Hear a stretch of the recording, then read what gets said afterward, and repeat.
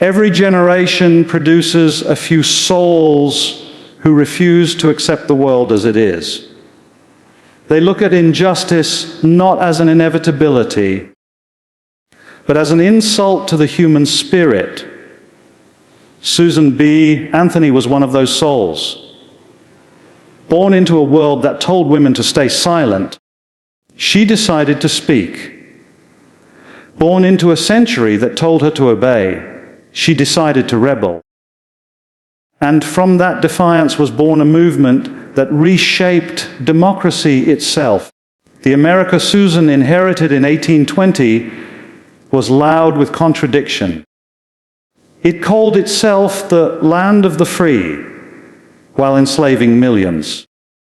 It praised liberty while half its population, its women, had no voice in the laws that ruled their lives. For most, that contradiction was simply tradition. But for Susan, it was poison. She was raised a Quaker in a home where equality wasn't just a philosophy. It was faith in action. Her father taught her that every soul is equal before God. And her mother showed her that silence in the face of injustice is complicity. These lessons took root early. By the time she was 12, Susan had already seen what inequality looked like, not in books, but in the eyes of her mother, her teachers, her neighbors. And she made a decision that would define her life. She would not stay quiet. In her youth, she tried to live as the world expected, teaching, working, existing within the narrow roles permitted to women. But every classroom she entered became a battlefield. She saw boys trained for leadership, while girls were trained for obedience.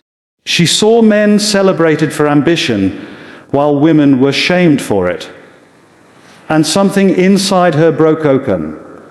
By her mid-20s, Susan had transformed from a quiet teacher into a fiery reformer. She began speaking out against slavery, against alcohol abuse, against exploitation in all forms. But it was one event, one moment of hypocrisy, that lit the fire that would never die. In the 1850s, Susan attended a convention on temperance, a movement she cared deeply about. Yet when she tried to speak, the men running the meeting told her to sit down. They said it wasn't a woman's place to speak publicly. That single moment of silencing changed everything. She realized that all reform, all progress, all justice began with one essential right: the right to be heard. So she turned her entire life toward one purpose: the fight for women's suffrage. She met Elizabeth Cady Stanton, another voice of revolution, and together they formed a partnership that would shake the nation. Stanton was the philosopher, the thinker. Anthony was the engine, the organizer, the relentless strategist. Together, they were unstoppable. Susan traveled from state to state, town to town, often alone, often jeered at, often broke. She spoke in dusty halls and freezing churches. She faced mobs that shouted her down, newspapers that mocked her, politicians who dismissed her. But none of it mattered. She understood something that most people never grasp. Change doesn't come from being liked. It comes from being relentless. In one speech, she said, "Cautious, careful people, always casting about to preserve their reputation and social standing, can never bring about a reform." And she lived by that creed. She was willing to be hated if it meant justice moved an inch closer. But her battle was more than political. It was personal. She was fighting against the cultural DNA of her time. In the 19th century, a woman had no legal identity separate from her husband. She couldn't vote, couldn't own property, couldn't sit on a jury. In the eyes of the law, she was an accessory, not a citizen. And Susan B. Anthony refused to be an accessory. She studied law, history, and government. Not because anyone encouraged her to, but because she needed to understand the machinery she was fighting. When critics told her politics was a man's world, she smiled and replied, "Then it's time we make it human."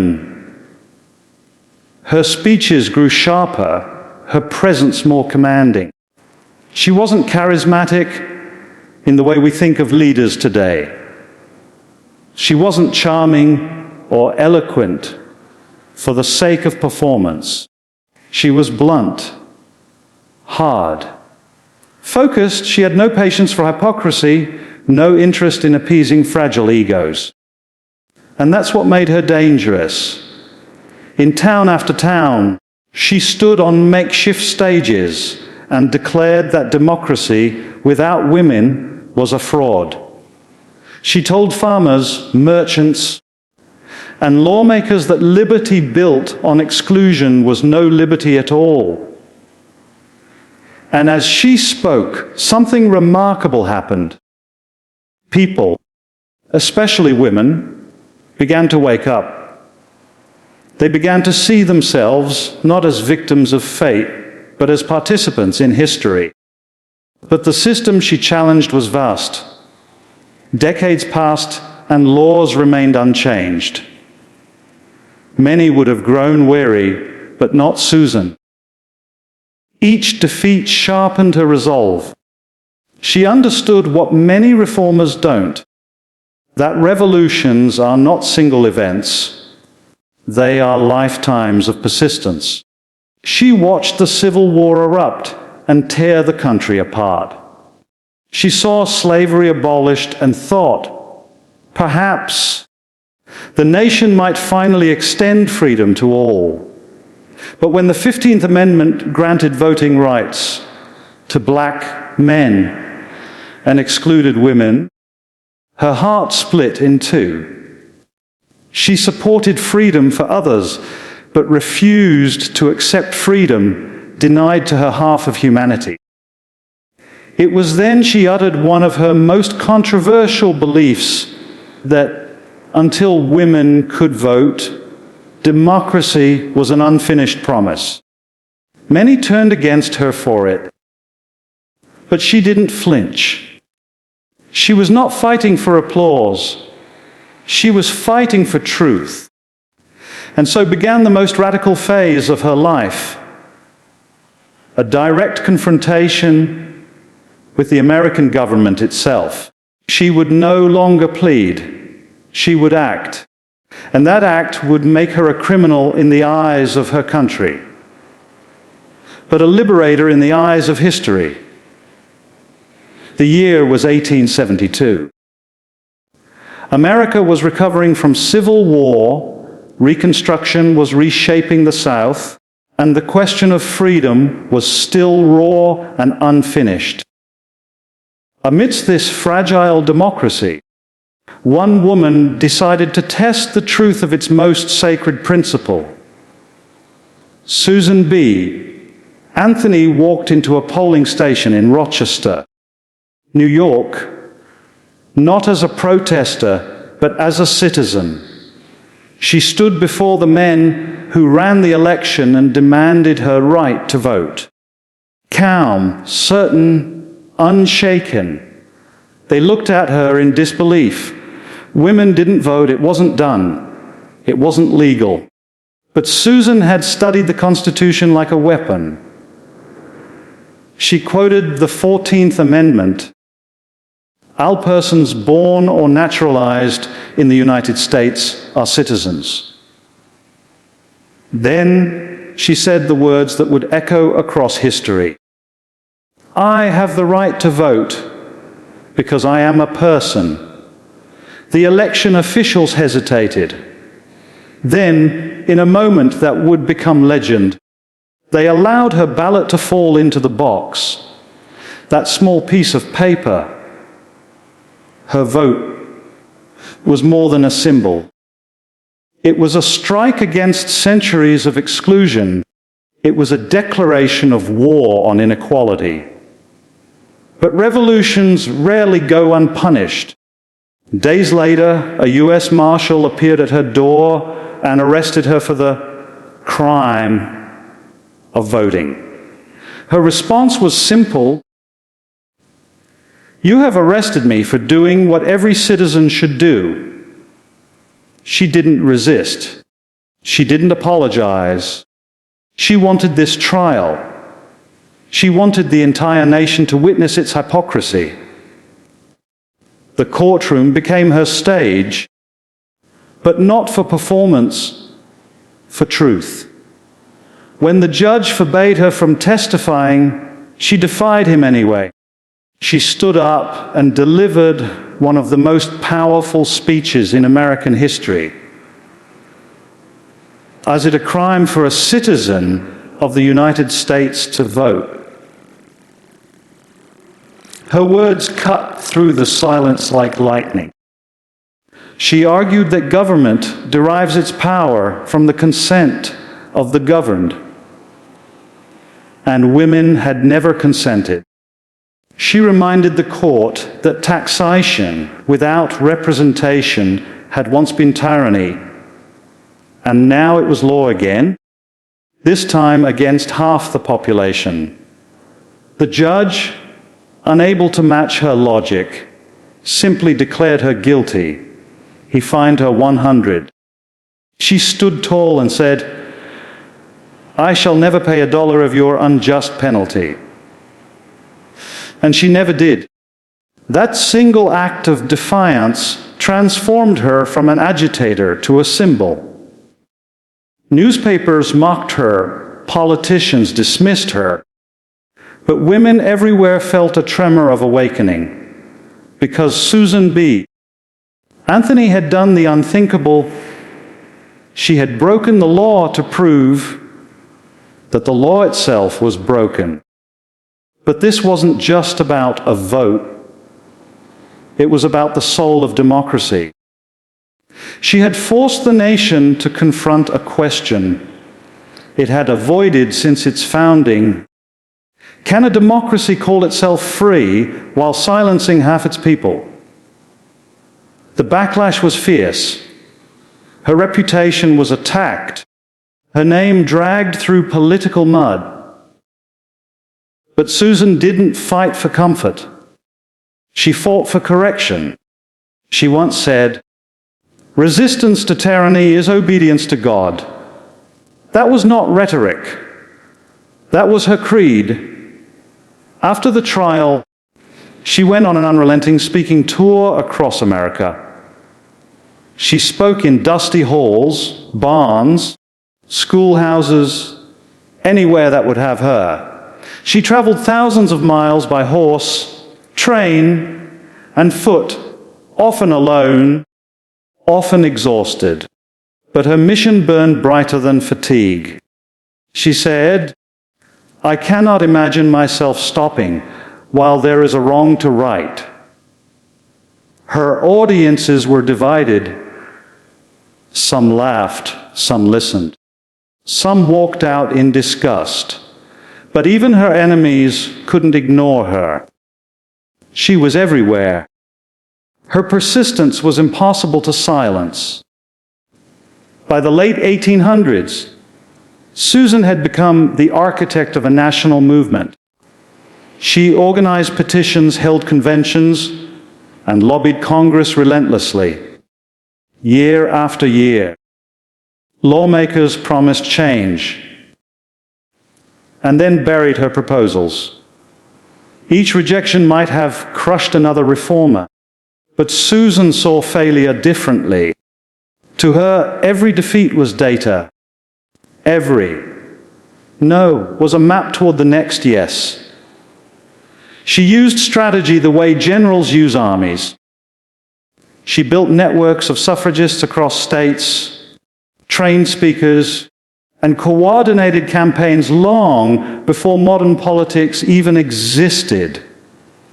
She turned the movement into a disciplined, focused force. But she also faced betrayal from allies. Some reformers began to compromise, believing partial progress was better than none. Susan refused. She believed that freedom must be absolute, or it isn't freedom at all. Men, their rights and nothing more. Women, their rights and nothing less. That was her battle cry. The government, fearing the growing strength of her movement, tried to paint her as radical, even dangerous. They said she was attacking family, religion, and order. But history has a cruel sense of irony. Every person who fights for justice is first branded dangerous, until the world catches up and calls them visionary. And that's what Susan B. Anthony was, a visionary who understood time. She once said, "I do not expect to see the victory, but I will work for it as if I could." That is the essence of leadership, to plant seeds in a future you may never touch. Even as her hair grayed and her body weakened, her mind only sharpened. She saw beyond her own life. She saw the arc of history bending slowly, painfully toward justice. In the winter nights, as she wrote letters and speeches by candlelight, she knew her legacy would not be her words or her fame. Her legacy would be the millions who would someday walk into polling booths and exercise a right she was once jailed for claiming. Her courage had already begun to ripple through generations. Girls who had watched her speak grew up to become teachers, lawyers, and voters. The revolution she ignited was no longer hers alone. It was alive in every woman who refused to shrink. Susan didn't just want women to vote. She wanted them to think, to question, to lead. She wanted them to see themselves not as exceptions, but as essential. Because the fight for the vote was never just about ballots. It was about dignity, equality, and power. She turned her trial into testimony, her humiliation into history, and her punishment into purpose. And though she didn't live to cast a legal vote, the world she dreamed of was already being built. One voice, one step, one act of courage at a time. The system had tried to silence her, but instead it had amplified her. And in that defiance, that stubborn, sacred refusal to be less than equal, Susan B. Anthony didn't just vote once. She voted for every woman who would come after her. By the time the dust settled from her trial, Susan B. Anthony was no longer one woman fighting a single battle. She had become a movement with a heartbeat. Every step she took, every word she spoke, was amplified through the voices of thousands of women rising behind her. But the world she was trying to change was stubborn. It was built on centuries of male dominance, political hypocrisy, and religious justification for inequality. And Susan knew that tearing that down would require not just passion, but precision. She began to organize as if she were commanding an army. Her battleground wasn't the field. It was the courtroom, the newspaper, the lecture hall, and the halls of Congress. Her weapon wasn't violence, it was logic sharpened by conviction. She and Elizabeth Cady Stanton Coe founded the National Women's Suffrage Association in 1869 with one radical mission: to rewrite the meaning of citizenship itself.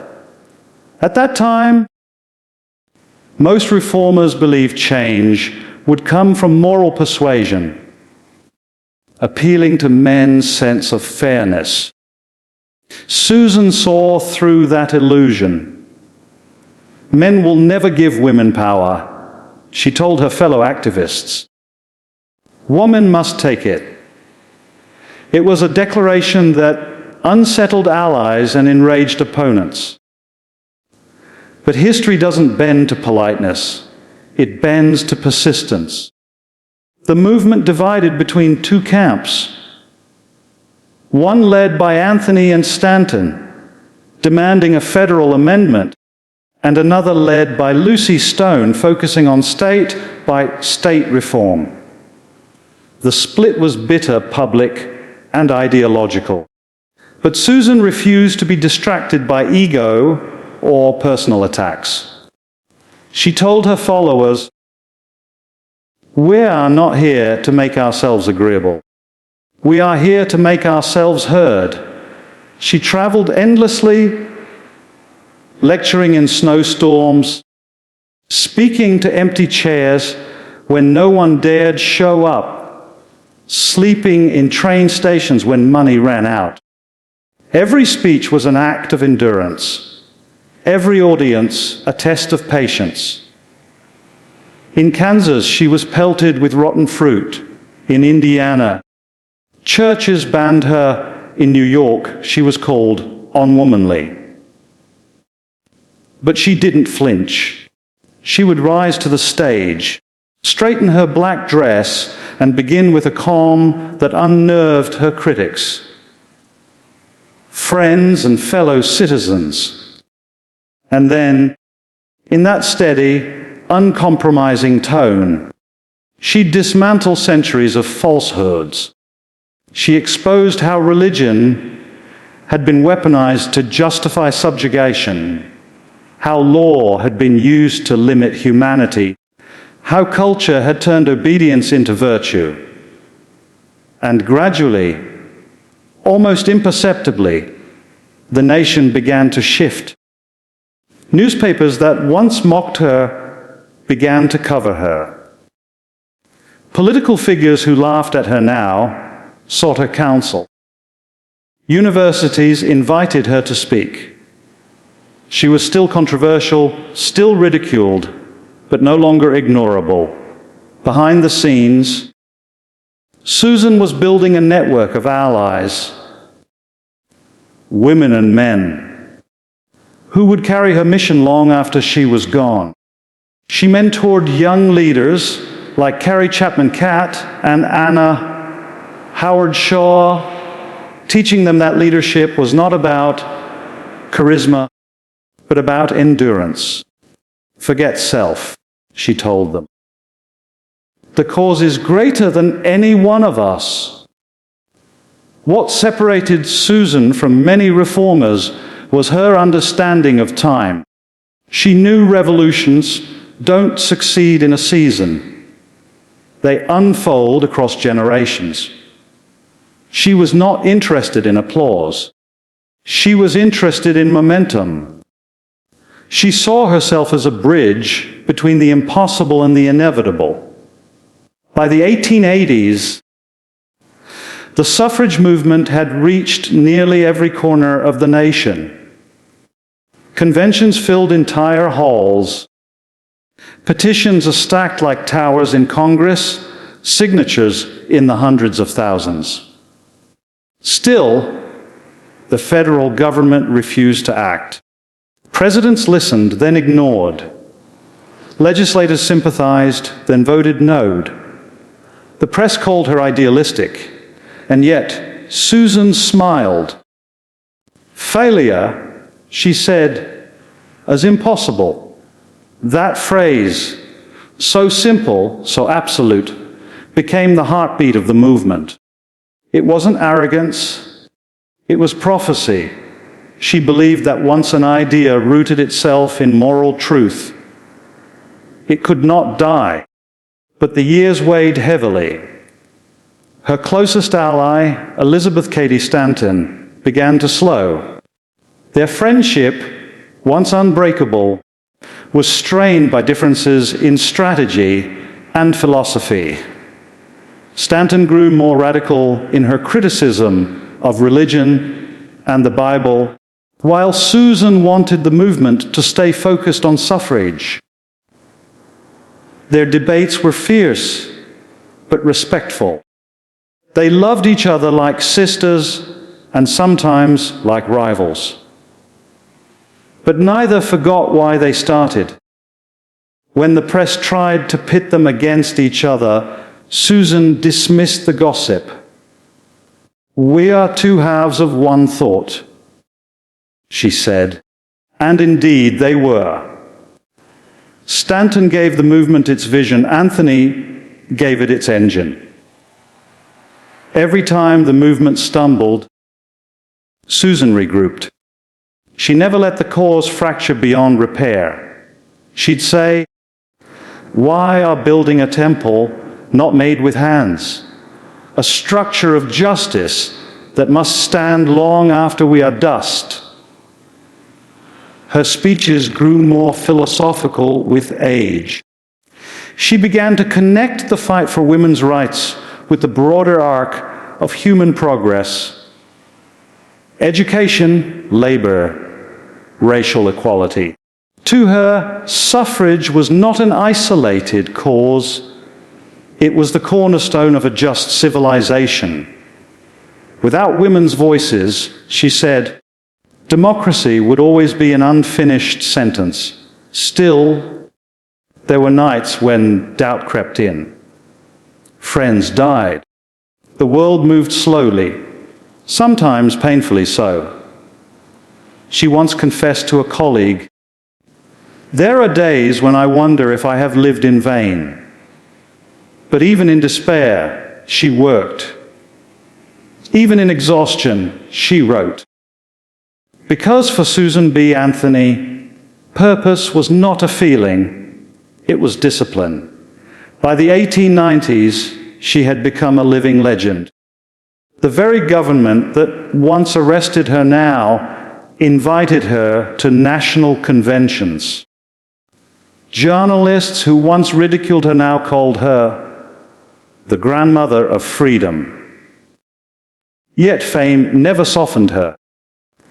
When President McKinley sent her warm regards, she replied, "Thank you. But I'd rather have the right to vote." That was her essence. Never distracted, never satisfied. And as the 20th century approached, the movement she had built was now unstoppable. Young women flooded the streets with banners, their voices echoing her words.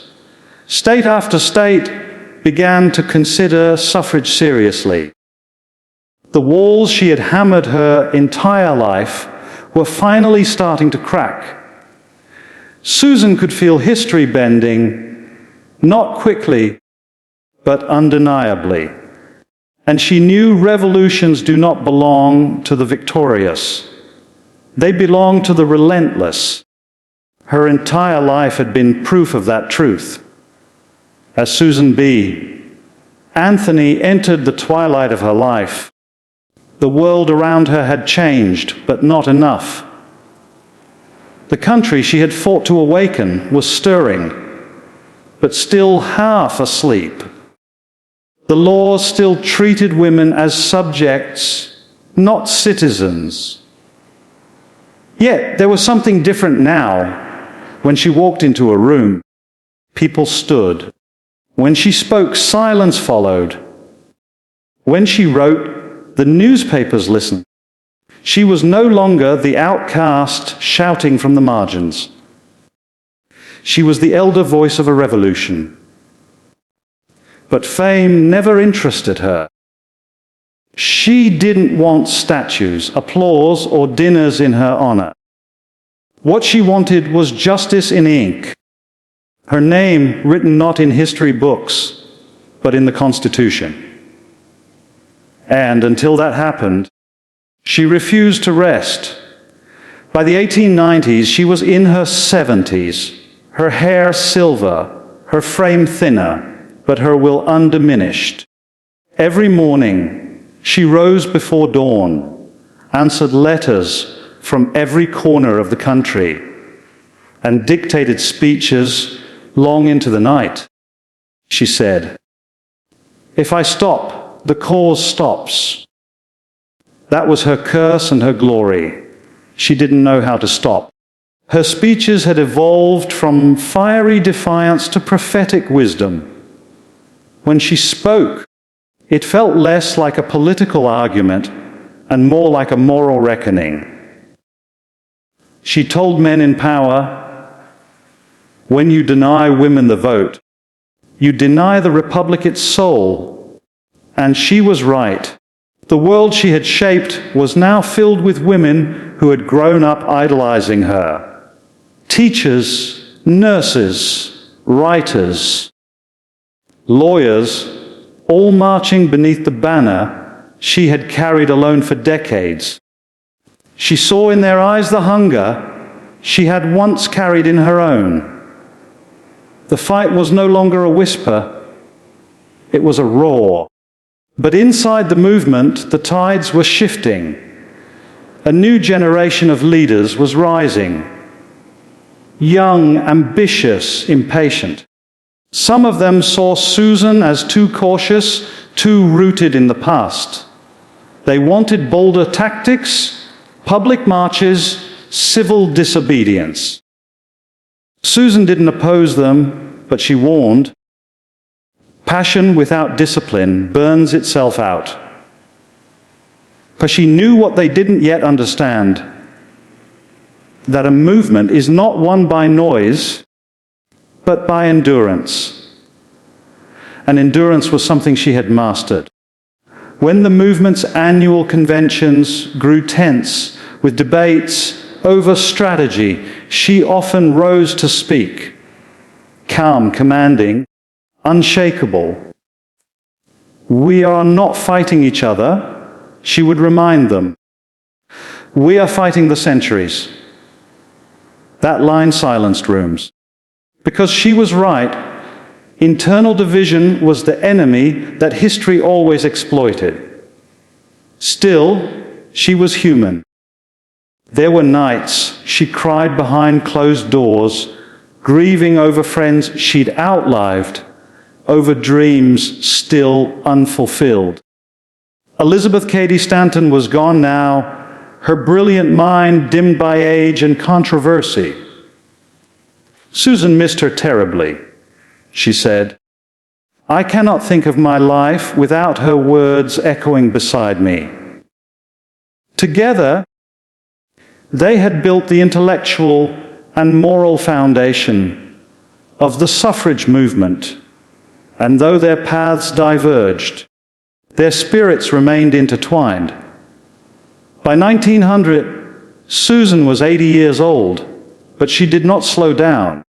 She became president of the National American Woman Suffrage Association and continued to travel across states, advocating, mentoring, and persuading. Her presence alone inspired awe. Newspapers described her as small in stature, gray in purpose. One journalist wrote, "When Susan B. Anthony speaks, the air itself seems to hold its breath." That was her power. Not volume, not fury, gravity. But time is a force no one can debate into submission. Her health began to falter. The endless travel took its toll. Yet even then, she refused to retire. "I cannot die," she said, "until justice lives." In her final years, Susan began to think not about victory, but about legacy. She knew she might never see the amendment she dreamed of passed, but she believed in what she called the mathematics of justice. Every word she spoke, every law she challenged, every girl she inspired, it all added up. Slowly, invisibly, inevitably, she gathered the younger leaders, Carrie Chapman Catt, Anna Howard Shaw, and others, and looked them in the eye. "You must finish it," she told them. "Do not rest until every woman's voice is counted." Then she smiled the same fierce smile she'd worn in her youth.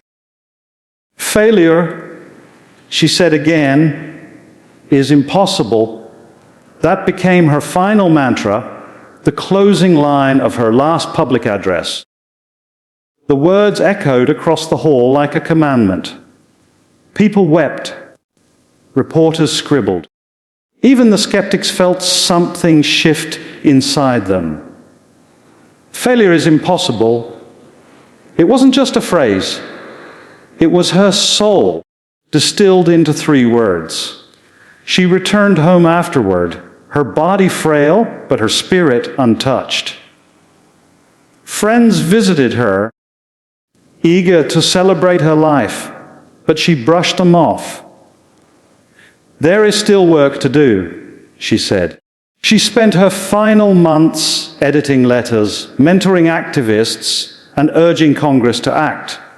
On March 13, 1906, Susan B. Anthony died in Rochester, New York, at the age of 86. Her last conscious act was signing petitions for women's suffrage. She died without ever casting a legal vote. But she left behind something infinitely more powerful.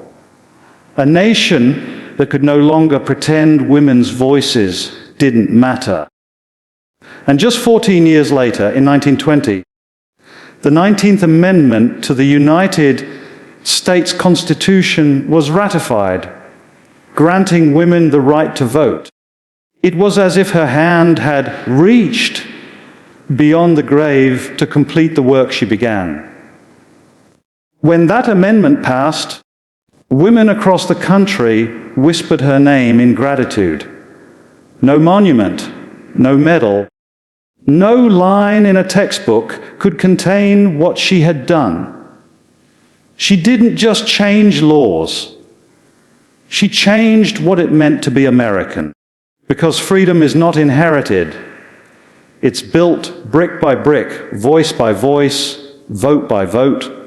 Susan B. Anthony proved that one relentless soul can bend the trajectory of a nation. And in the story of humanity, she stands as a permanent reminder that progress is not a gift. It is a fight. And that fight, once ignited by her fire, will never die. When Susan B. Anthony passed away, the earth did not tremble, the skies did not roar, but history shifted its axis quietly, permanently. The movement she had carried on her shoulders for half a century did not end with her death. It evolved. Her name became not just a memory, but a rallying cry. For generations of women who had been told to stay silent, she had shown the power of speaking. For citizens told that change was impossible, she had proven that persistence could outlast injustice. And though she was gone, her spirit began to move through time, echoing in the footsteps of every protester, every activist, every citizen who ever dared to demand more. When the 19th Amendment finally passed in 1920, granting American women the right to vote, it was more than a law. It was vindication. Millions celebrated, but in their hearts, they knew this was Susan's victory. Many of the younger suffragists stood on that historic day holding her photograph, tears on their faces, whispering her words. Failure is impossible. They voted for the first time because she had once refused to accept a world that told her she couldn't. But Susan's story did not stop at America's borders. Her philosophy, the belief that justice must include everyone, spread like wildfire. Across the ocean, women in Britain, France, and New Zealand cited her courage as their inspiration.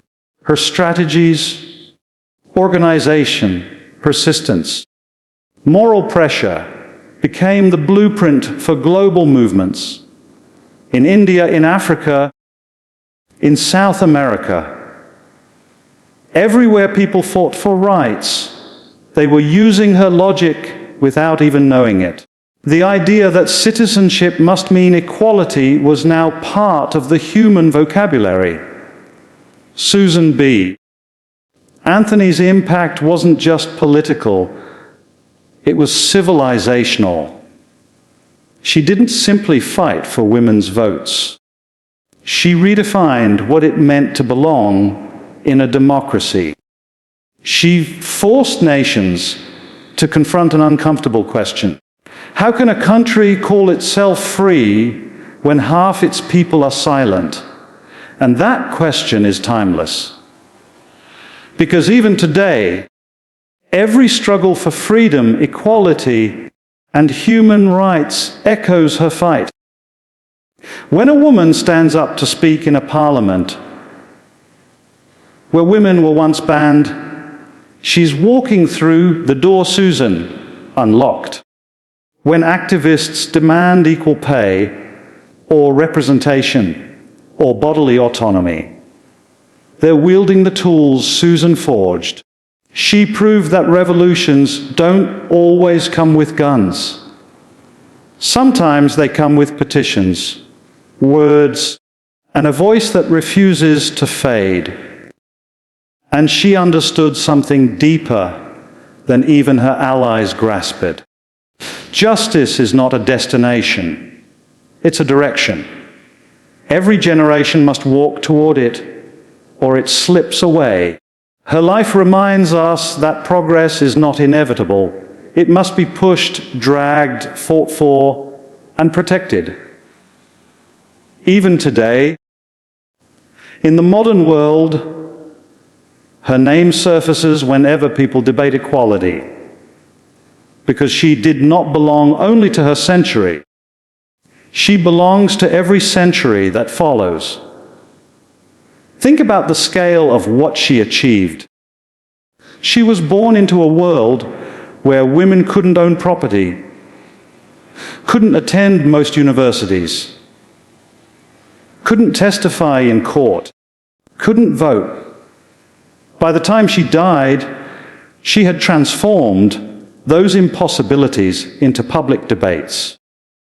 And within 14 years of her death, those impossibilities became constitutional rights. That's not evolution. That's revolution through endurance. The true genius of Susan B. Anthony was not her anger, it was her patience. Her ability to keep fighting when every system told her she couldn't win. She saw injustice not as an obstacle, but as a challenge to the soul of civilization. And she never personalized her battle. She wasn't fighting for herself. She was fighting for the idea that no one should have to fight alone again. That's why her movement endured when others burned out. Her words outlived her body because they were rooted in truth. When she said, Failure is impossible. It wasn't wishful thinking. It was a command to the future. That future is now. Every time someone votes, organizes, or resists oppression, that's her victory echoing across time. And yet, if Susan were alive today, she wouldn't be satisfied. She'd look at the inequalities that still persist: economic, political, cultural, and say, there's still work to do. Because for her, equality wasn't a milestone, it was a duty. She'd remind us that complacency is the enemy of freedom,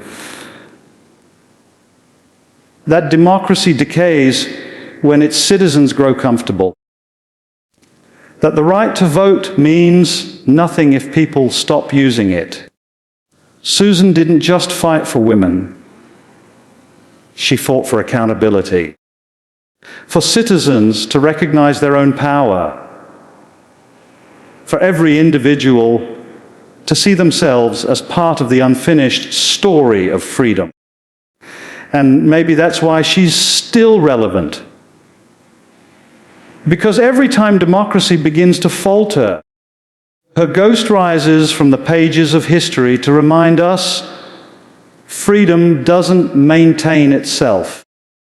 Her voice may have faded from the streets of Rochester, but her message still rings through the chambers of power, the classrooms of history, and the protests of today.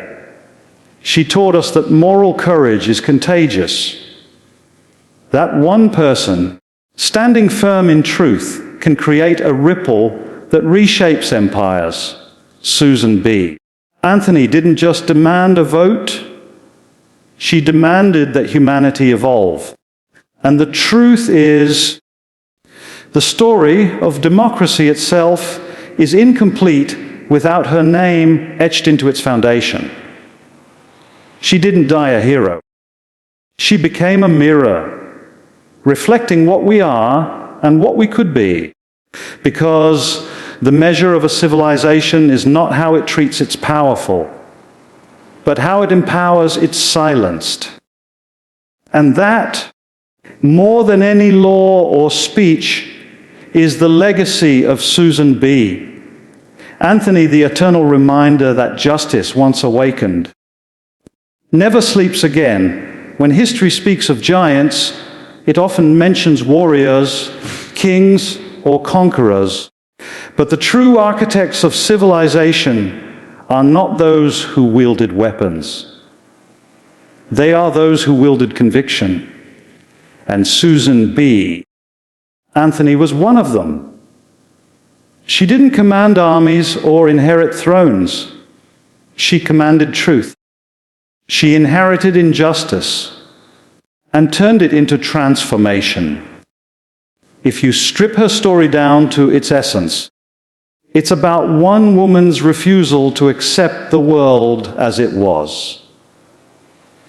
She looked at a system built on exclusion and said, "No, this will not stand." She didn't wait for permission. She didn't wait for the world to be ready. She forced it to be ready. Think about that for a moment. How many people talk about change, but how few actually live it? How few are willing to give their entire life for something they may never see? Susan did. She didn't get to cast a legal vote. She didn't get to witness the 19th Amendment. She died with unfinished business. And yet, that's what made her legacy eternal. Because true visionaries don't live for applause. They live for awakening. When people tell you that one voice can't make a difference, remember her. When they say the system is too powerful, remember that she faced a government that called her a criminal for voting. And she turned that humiliation into fuel. She didn't just defy the system. She redefined what defiance meant. For her, rebellion wasn't chaos, it was clarity. The clarity to see injustice as unnatural and equality as destiny. She taught that moral revolutions start not in the streets, but in the conscience. That the first vote is cast not in a ballot box, but in the human heart, the moment you decide you will not be silent. And that's why her story matters now more than ever. Because today, our world stands at another crossroads. We have the freedom she fought for. But do we have the courage to honor it? We can vote, speak, organize, and protest. But are we using that freedom to lift others or just to comfort ourselves? Democracy doesn't die because of bad laws. It dies when good people stop caring. Susan B. Anthony's entire life was a warning against apathy. She once said, "Cautious, careful people, always casting about to preserve their reputation and social standing, can never bring about a reform." And she lived that truth to her last breath. So ask yourself, how many of us would still fight if we knew we might not win? She did. She believed that progress must always have its soldiers, those willing to fight battles they'll never personally see the end of. Because justice doesn't belong to one lifetime, it belongs to the chain of generations that refuse to give up. Her fight was not just for women. It was for the integrity of humanity. She stood for the idea that a nation that silences half its people cannot call itself whole. And that truth transcends gender, race, and time. Even now, her legacy demands something from us. Not admiration, but continuation. Every time a person challenges discrimination, every time a citizen votes with conscience, every time someone refuses to stay silent in the face of wrong, that is Susan's revolution still unfolding. She's in every protest sign, every courtroom argument for equality, every classroom where a girl learns she can be anything. That's the immortality she earned, not through monuments, but through motion. The world she dreamed of is still unfinished. There are still voices ignored, rights debated, freedoms fragile. But if she taught us anything, it's that progress is not measured by speed. It's measured by persistence. We don't honor her by remembering her words. We honor her by embodying them. Because the greatest tribute we can give to Susan B. Anthony is not gratitude, it's courage. The courage to speak when silence is easy. The courage to stand when standing costs something. The courage to believe, even when belief feels futile. That's the spirit that carried her through ridicule, through failure, through isolation. And it's the same spirit the world still needs now. Susan once said, "Independence is happiness." And she was right. Because independence is not just the ability to live free, it's the responsibility to make others free. So when you vote, when you raise your voice, when you choose truth over comfort, remember that you're not just exercising a right. You're continuing a revolution that began with one woman's defiance in a world that didn't want to listen. And if Susan were here today, she wouldn't ask for praise. She'd look at us with that same calm fire in her eyes and say, "Don't thank me. Finish it." Because freedom, she knew, is not a gift handed down. It is a promise handed forward. A promise that every generation must renew. And so, as her story echoes through the centuries, we can hear her voice. Steady, clear, unbroken, rising once more above the noise of time. Failure is impossible. And in those 3 words lies not just her legacy, but the living heartbeat of freedom itself.